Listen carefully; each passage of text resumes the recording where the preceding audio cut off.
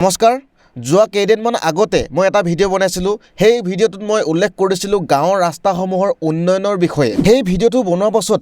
বহুতৰে গাত লাগিছিল তাৰে এজনে মোক কমেণ্টত জনাইছিল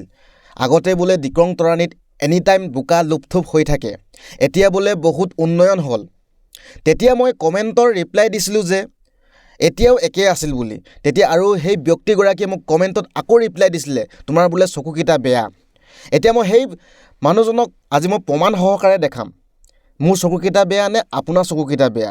যোৱা দুদিন মাত্ৰ বৰষুণ দিছিল আপোনালোকে নিজে চাওক এই ৰাস্তাটোত পানী জমা হৈ বোকা হ'বলৈ আৰম্ভ হৈছে এনেকুৱা ধৰণৰ ৰাস্তা প্ৰায় আমাৰ গাঁৱত 12-15টা মান আছে প্ৰতিটো ৰাস্তাই তেনেকুৱা অৱস্থা হৈ আছে অলপ বৰষুণ দিলেই বোকা হৈ যায়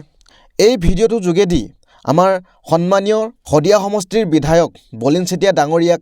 মই ৰাইজৰ হৈ অনুৰোধ জনাইছোঁ অন্তত আপুনি এই ৰাস্তাবিলাক